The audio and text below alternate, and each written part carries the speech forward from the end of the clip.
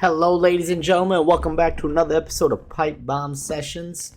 This week, man, we're covering a lot of stuff, man. WWE really did give us a full card for SummerSlam so far. I am genuinely impressed. I will say that.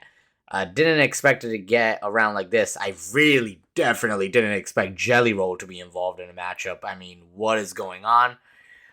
It was good to see the OTC Tribal Chief Roman Reigns return last week. That was pretty dope. And it seems like after what I saw on Monday Night Raw that we know where he's headed and what he's going to be doing come SummerSlam time. Seems like him and his cousin Jay Main Event Uso is going to be teaming up together. We haven't seen these two guys team up in a very, very long time.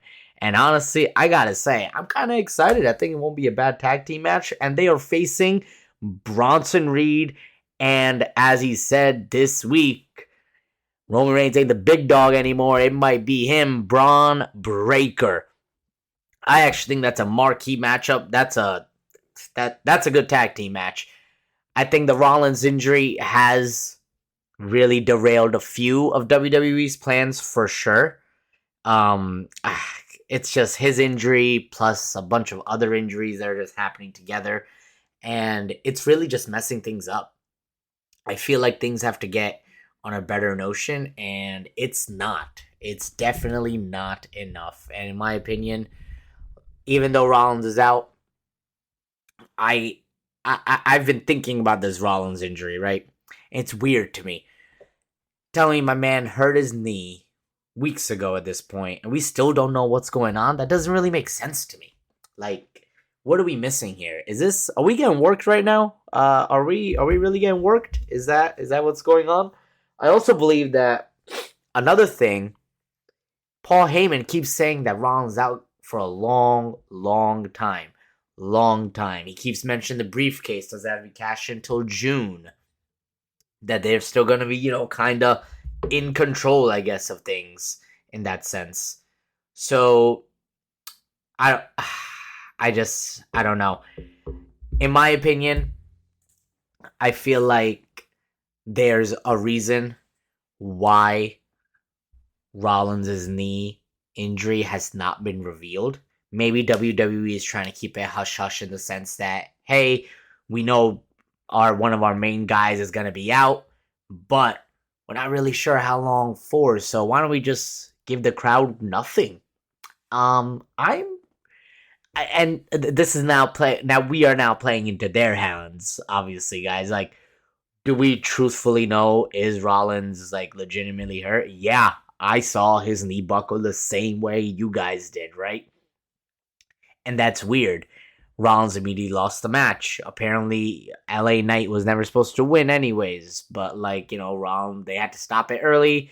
Knight took the win, and his knee's been too swollen to get reevaluated. You're telling me the swelling is still there? In my opinion, it's been quite some time.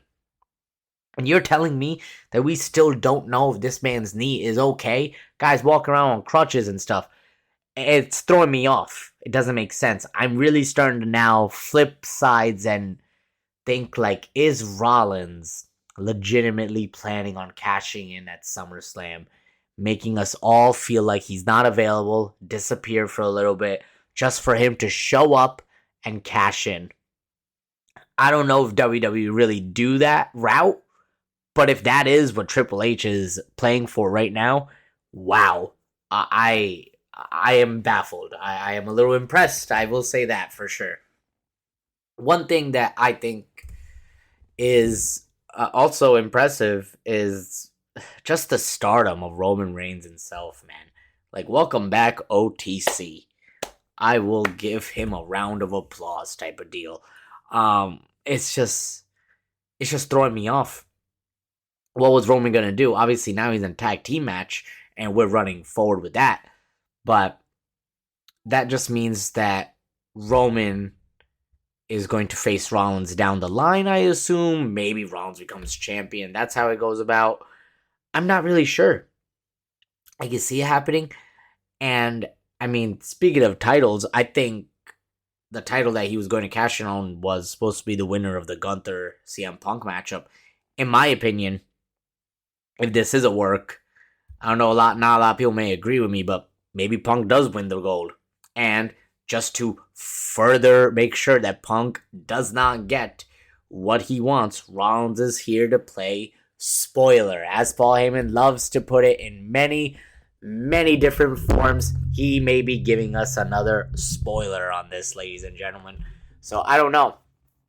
To me, it just something just feels off with this whole Rollins knee injury situation. Uh, it's crazy to me. One thing that I also thought of was the fact that, well, let me backtrack a little bit, right? If Ron's gonna cash in on Punk, the Gunther Punk matchup obviously is official for the world title. Do I think Punk wins? I'm not gonna totally say yes, but do I think he has no chance? I don't think that's a possibility. I think he has a more 50-50 chance than we are giving him credit for. Just because this is also, again, going to be playing into the whole Rollins situation. What's the injury like? What is going on? I don't know. That's a matchup that, of course, is going to be hyped. I mean, they had a very small promo battle on Raw this week. I thought it could have been better personally. I feel like they were really just saying their one-liners to each other. And that was pretty much the whole promo in itself. Which, hey, I guess it is what it is, right? Not a really big problem to me. However, I will say this. Another matchup that I am personally looking forward to is the Io Sky, Rhea Ripley, Naomi for the world title and Naomi's world title. As I said last week, I was genuinely crazy impressed by that swerve, and I think her having the title is going to help that Raw roster and not just going through the same thing, right? You know what I'm saying? And of course, in my opinion, right after Naomi retains at SummerSlam, which, yes, I do think she's going to retain and not lose that title right now, she has Stephanie Vaquer waiting right on the side to face her at Clash at Paris. I think that is very, very much likely going to be the matchup that WWE is going for. At least in my opinion, right? That match, another triple threat with Io and Rhea in it. We know what happened when they had Bianca in the mix at freaking WrestleMania. That was awesome. I think Naomi being in the mix is nothing to say like it's going to be bad. I think it's still going to be awesome. It's going to be a good matchup for sure. Another matchup which is where I thought Naomi was going to become champion, but obviously not anymore, is the Jade Cargill versus Tiffany Stratton. In my opinion, Tiffy time hopefully retains. I thought Jade was going to win for sure because of the fact that, Jade is going to win so then Naomi can cash in on her. However, I do not think that is the case anymore. I think Jade's chances actually may have gotten a little bit lower on winning that title. Of course, we've seen her dominate, and maybe she's supposed to win the title so we can set up the inevitable Bianca Belair versus Jade Cargill matchup. And I could definitely see that happening. I'm not fully convinced on Jade winning the title just yet. I just feel like, hey, like get her more competition, get her more kind of comfortable in the ring, in my opinion. I think she can cut a pretty decent promo, but just a little bit of work going on. Of course, she was hurt for a good amount of the year. So I think all in all, that's the reasoning. What for me feels like, hey, yeah, let's just get her more involved before she is going to hold some gold in the WWE. But hey, obviously she held it previously in her career at AEW, so I would not be surprised if she does it again as soon as SummerSlam, coming up in less than 2 weeks at this point, guys. Shoot, a match I mentioned earlier when I started this episode this week was the Jelly Roll and Randy Orton. Just in shock that this is still even happening. And I gotta give Jelly Roll credit. I'm hearing that he actually moved near the Performance Center just to kind of work out, get like the in-ring ability, agility, all that stuff, man. He's been kind of he's been putting in a lot of hard work for this debut matchup at SummerSlam. I don't know if it was his own choice to get into a match, if he was recommended by it. Maybe someone was like, "Hey, we're thinking about doing this. You interested?" And boom, he said, "Screw it, why not?" I don't know what to say. I feel like Randy Orton's going to be controlling a lot of this matchup as his tag team partner, especially because he's facing Drew and Logan Paul, Logan Paul has been doing WWE for a while, and he's already he's a former US champ. So I think I'm just in shock. Again, I'm in shock of that one more than anything else. A match that got official on Raw finally, just because they didn't want to do it in Saudi, and I heard rumors that someone backed out. Things just didn't work out. Dirty Dom versus AJ Styles for Dom's IC title. When I tell you guys, thank goodness, I really do mean it. I thought when Dom won that title and the pop and the craziness he got right after he won at WrestleMania was going to boost him through the roof. I feel like he's been just holding the title hostage, man. He hasn't really done much with it. He's faced a couple of guys here or there in the beginning. Recently, he really hasn't been fighting, but that's quote-unquote he's been hurt. Again, just an excuse to really have Styles face him and most likely take that title off of him at SummerSlam. Now, pending what happens with John Cena's undisputed title, maybe down the line, Cena faces Styles as one of his last matchups as well. I think that would be pretty dope, especially because Cena needs that title to become a Grand Slam champion. So maybe that's how they want to run it. I would not be surprised. I'm not opposed to it. Cena and Styles had some crazy good matches after Styles came to the WWE, and I'm all for it. Why not? I don't think that's bad at all. Now, a few things that did occur, which I found interesting, was John Cena and Cody Rhodes faced off against each other on SmackDown. And now we know it's a street fight. Now, having a street fight, we were already predicting, like, hey, maybe we get some kind of interference, possibly a double heel turn. You could just see the way Cena's been talking recently. It's kind of changed. The way Cody's been not only cutting a few promos on certain people, but his reactions and the way he's just been, I feel like it's very, like, heel-like. And they're setting it up like that on purpose to us. Maybe Cody does turn heel. I heard rumors that the final boss might be showing up. I don't know for sure if that man is gonna show up or not, but you never know, I guess, right? I can't say I don't see it because it is The Rock. He is the final boss. He does, and he comes and goes as he pleases. So if he wants to show up to basically get the soul of Cody Rhodes, as we say, hey, maybe he does actually show up, and that's what the next move is for Cody Rhodes, going heel and taking that title off Cena. Cena then goes face. We know that Cena's not retiring as a heel. It's just not gonna happen. It's not a thing. I don't believe it ever being a thing, in my opinion. So, like, let's see where it goes.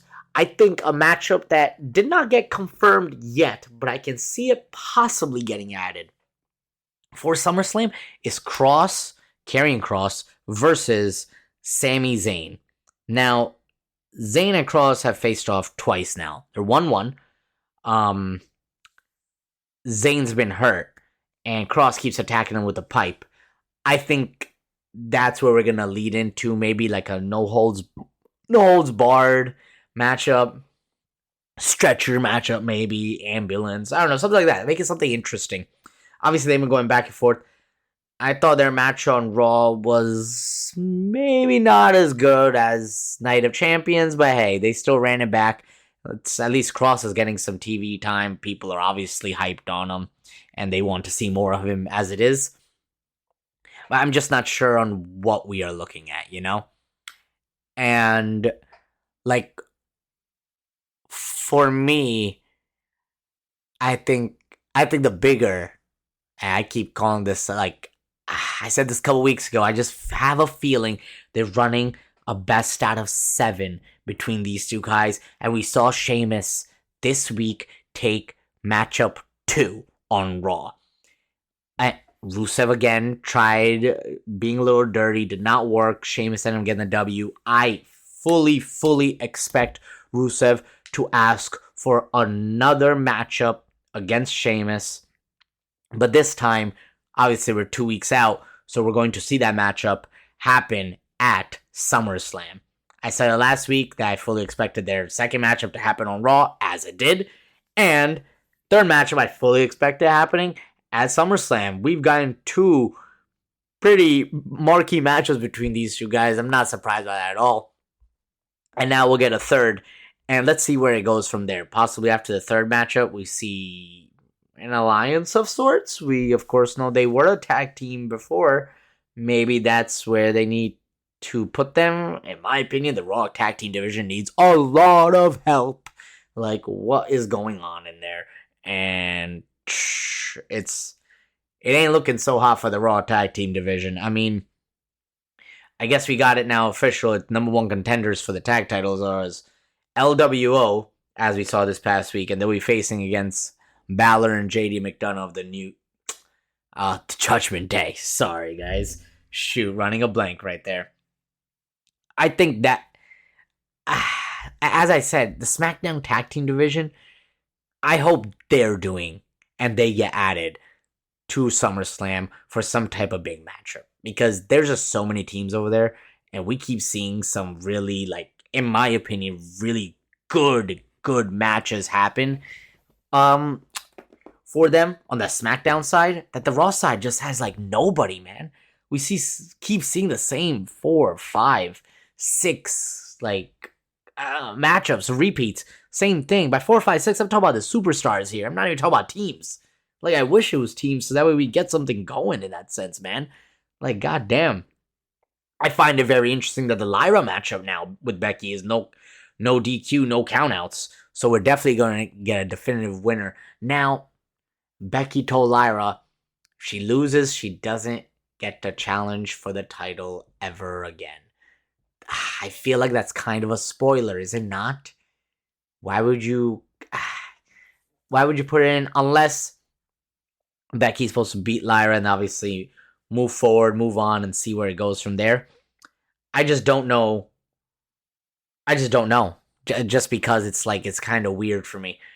What are they gonna do with that? I think Lyra has actually became like very, very good ever since she's gotten that woman's IC title. Then Becky and Bayley got involved, and honestly, like she was freaking defending that title pretty often. I don't think it's a bad thing at all that now, look at that. She's getting a marquee match with Becky Lynch at SummerSlam.